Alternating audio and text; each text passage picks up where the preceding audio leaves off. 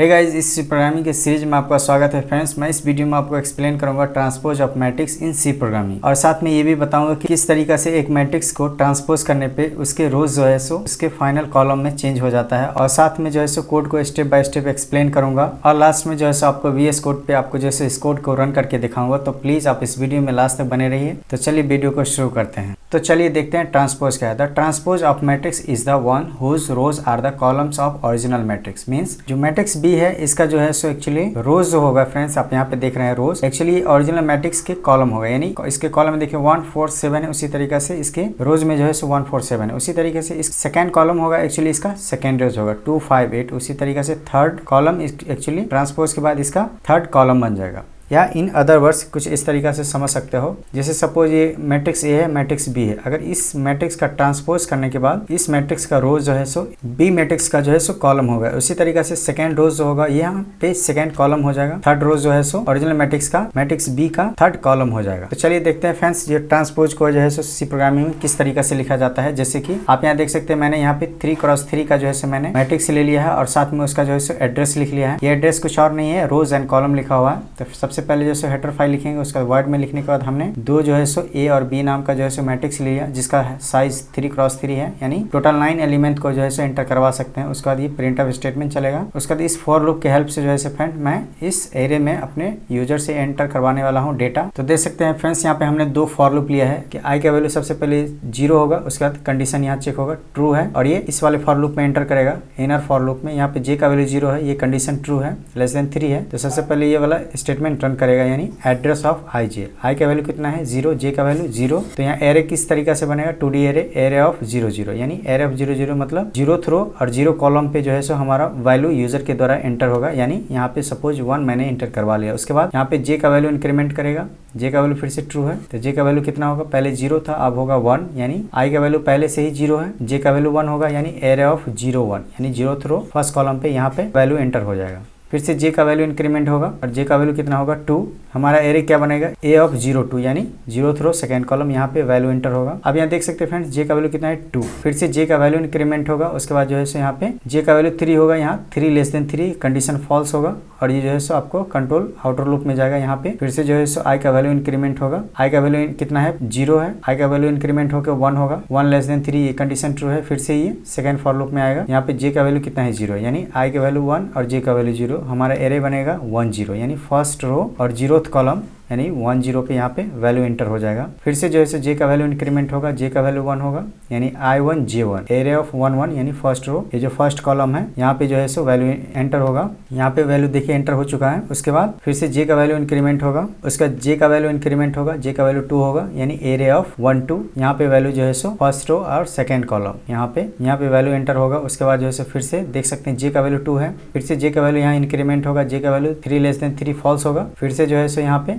Outer loop में जाएगा। इसके पहले आई का वैल्यू इंक्रीमेंट होगा यहाँ पे, यानी आई का वैल्यू कितना है 1, ये बढ़ के हो जाएगा 2 और फिर से ये 2 लेस देन 3 ट्रू है। तो इनर फॉर लूप में आएगा, जे का वैल्यू कितना है 0। तो आई का वैल्यू 2, जे का वैल्यू 0। हमारा जो है सो 2D एरे बनेगा, एरे ऑफ 2 0, यानी सेकेंड रो और 0th कॉलम, यानी यहाँ पे वैल्यू एंटर होगा 7। फिर से जे का वैल्यू इंक्रीमेंट होगा, जे का वैल्यू हो जाएगा 1 और यहाँ पे एरे बनेगा हमारा ए ऑफ 2 1, यानी सेकेंड रो और फर्स्ट कॉलम, यहाँ पे वैल्यू एंटर होगा। उसी तरीके से जे का वैल्यू बढ़ेगा, जे का वैल्यू 2 होगा, यानी एरे ऑफ 2 2, यहाँ पे हमें वैल्यू एंटर हो जाएगा। फ्रेंड्स यहाँ पे देख सकते हैं हमने सारे वैल्यू अपने यूजर से एंटर करवा लिया है। और नेस्टेड फॉर लूप किस तरीका से काम करता है, जब फ्रेंड्स आई का वैल्यू यानी आउटर लूप में आई का वैल्यू जब 0 था तो इनर लूप 3 टाइम्स चला, J0 J1 J2। उसी तरीके से आई का वैल्यू जो है आउटर लूप में 1 हुआ है तो फिर से जो है जे का वैल्यू 3 टाइम्स चला, यानी इनर लूप 3 टाइम्स चला है। फिर यहाँ पे आउटर लूप जो है 2 हुआ है आई का वैल्यू, तो फिर से इनर लूप जो है 3 टाइम्स चला है। और फाइनली हमने अपने मैट्रिक्स में यूजर के द्वारा वैल्यू एंटर करवा लिया है। उसके बाद क्या होगा फ्रेंड्स, ये वाला फॉर लूप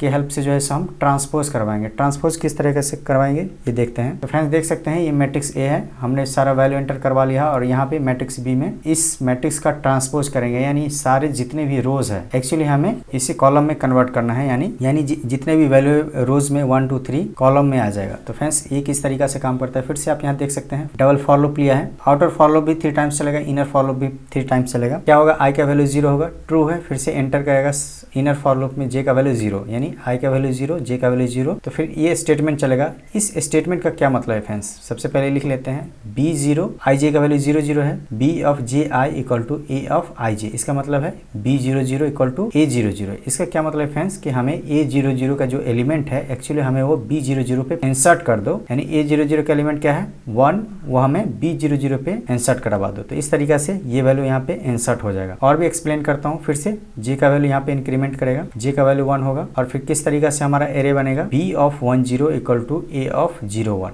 यानी मैट्रिक्स A के 0th रो फर्स्ट कॉलम पे जो एलिमेंट है 01 पे जो एलिमेंट है इस एलिमेंट को हमें इस एलिमेंट पे इंसर्ट करा दो, यानी B of 10 first row and 0th column यहाँ पे इंसर्ट करा दो। यहाँ पे तो देख सकते हैं यहाँ पे इंसर्ट हो रहा है। आप यहाँ देख सकते हैं कि एरे ऑफ आई जे, आई का वैल्यू कितना है 0, J का वैल्यू 1, यानी आई जे, ये आई का वैल्यू है, ये J का वैल्यू है, और यहाँ J का वैल्यू है, ये आई का वैल्यू है। फिर से J का वैल्यू इंक्रीमेंट होगा, J का वैल्यू 2 होगा और यहाँ पे आपका एरे बनेगा एरे ऑफ 02 B ऑफ 20 पे इंसर्ट करवा दो। एरे ऑफ 02 का वैल्यू कितना है 3, ये जो है सो 20 पे, यानी B ऑफ 20 यहाँ पे इंसर्ट हो जाएगा। तो फ्रेंड्स आप यहाँ पे कुछ कॉमन चीज़ देख सकते हैं कि हमारा जो ये एरे ऑफ आई जे है एक्चुअली यहाँ पे एरे ऑफ जी आई है। जैसे मैं एग्जांपल के लिए इस चीज़ को एक्सप्लेन करता हूँ। यहाँ पे एरे ऑफ आई जे का क्या मतलब है 01 है और B ऑफ जी आई का मतलब क्या है 10। तो आप यहाँ देख सकते हैं जो आई जे है एक्चुअली वो हमारा यहाँ पे ट्रांसपोज होने के बाद जी आई बन रहा है। इसीलिए हम इस स्टेटमेंट को रन कर रहे हैं ताकि हमारा जो भी रोज में है ओरिजिनल मैट्रिक्स में ट्रांसपोज होने के बाद वो सारा एलिमेंट हमारे कॉलम में चले आए। तो फिर से आप यहाँ पे देख सकते हैं फ्रेंड्स, यहाँ पे J का वैल्यू इंक्रीमेंट होगा, यानी J का वैल्यू कितना होगा 3 और ये 3 लेस देन 3 कंडीशन फॉल्स होगा। फिर से जो है सो आउटर फॉर लूप में जाएगा, I का वैल्यू इंक्रीमेंट होगा, इनिशियली कितना था 0, I का वैल्यू 1 होगा,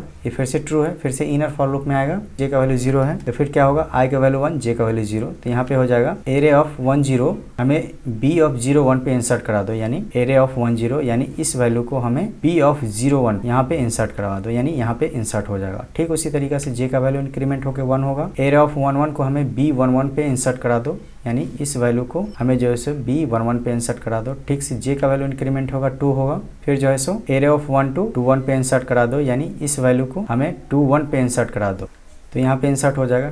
फिर से देख सकते हैं J का वैल्यू 2 है फ्रेंड्स, यहाँ पे J का वैल्यू 2 होगा, फिर से इंक्रीमेंट होकर 3 होगा, कंडीशन फॉल्स होगा। फिर से जो है सो आउटर लूप में जाएगा, I का वैल्यू फिर से इंक्रीमेंट होगा, यहाँ पे I का वैल्यू इंक्रीमेंट होगा, I का वैल्यू कितना था 1, अब I का वैल्यू हो जाएगा 2, फिर से कंडीशन ट्रू है। इनर फॉर लूप में आएगा, J का वैल्यू चेक करेगा 0, फिर से ट्रू है, तो स्टेटमेंट रन होगा, यानी I का वैल्यू 2, J का वैल्यू 0, यानी एरे ऑफ 20 को हमें 02 पे इंसर्ट करा दो। एरे ऑफ 20 क्या है, ये वैल्यू है, हमें 02 पे इंसर्ट कराना है, यानी यहाँ पे इंसर्ट हो जाएगा। फिर से J का वैल्यू इंक्रीमेंट होगा, 0 से 1 होगा, यानी ये वैल्यू जो है सो हमें 1 2 पे इंसर्ट करा दो, यहाँ पे इंसर्ट होगा। और लास्ट में J का वैल्यू इंक्रीमेंट होकर 2 होगा और ये जो है सो A22 का वैल्यू B22 पे इंसर्ट करा दो, यानी A22 का वैल्यू 9 है और B22 का वैल्यू यहाँ पे कितना होगा 9 इंसर्ट करा दो। तो फ्रेंड्स आप देख सकते हैं कि सारा जो है सो यहाँ पे रोज एक्चुअली यहाँ कॉलम में कन्वर्ट हो चुका है। तो इस तरीके से जो है सो आप अपने मैट्रिक्स को ट्रांसपोज कर सकते हैं। और इसके बाद जो है सो फ्रेंड यहाँ पे J का वैल्यू जैसे 2 होगा तो फ्रेंड्स यहाँ पे J का वैल्यू इंक्रीमेंट होकर 3 होगा, ये कंडीशन फॉल्स होगा, फिर से आउटर लूप में जाएगा और फिर यहाँ पे I का वैल्यू इंक्रीमेंट होगा, तो I का वैल्यू भी 2 है,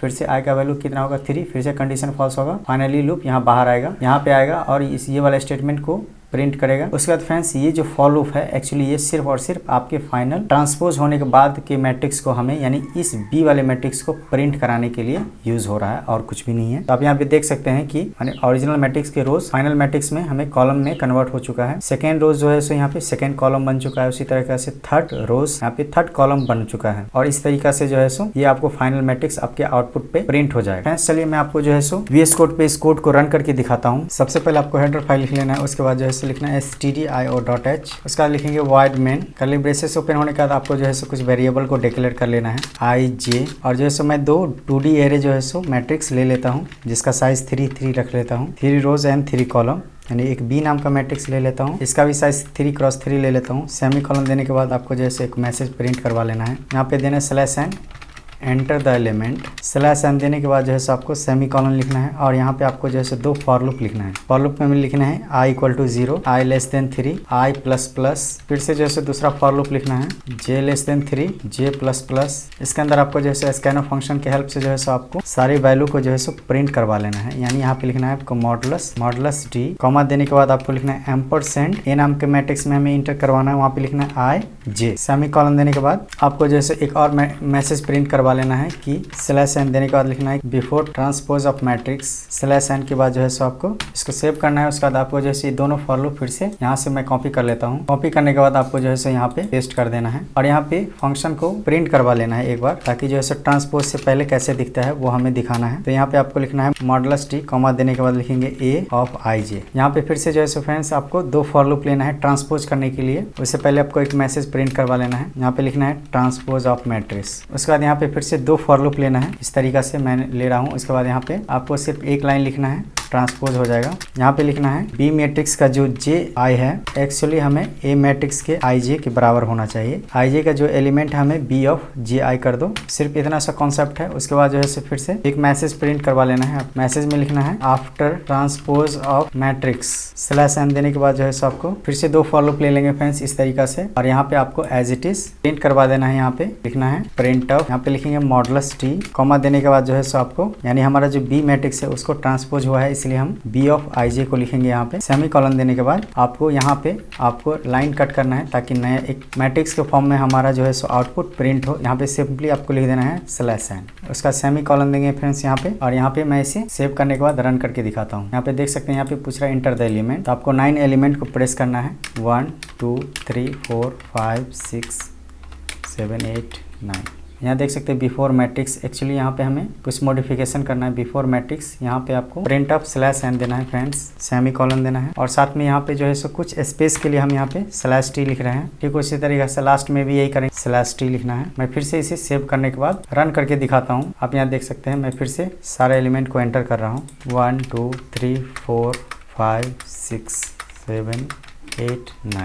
आप यहाँ देख सकते हैं बिफोर ट्रांसपोज ऑफ मैट्रिक्स। आप यहाँ देख सकते हैं 1 2 3 एक्चुअली यहाँ पे ट्रांसपोज होने के बाद 1 2 3 यहाँ पे देख सकते हैं। सेकेंड रो है आपका फ्रेंड्स 4 5 6, आप यहाँ पे देख सकते हैं 4 5 6। उसी तरीका थर्ड रो आपको यहाँ पे इसके कॉलम में नजर आ रहा है। तो आई होप कि फ्रेंड्स आपको जो है ये वीडियो पसंद आया होगा। अगर आपको वीडियो पसंद आया तो प्लीज़ इसे लाइक शेयर और सब्सक्राइब कीजिए। इस वीडियो में इतना ही, मिलते हैं अगले वीडियो में।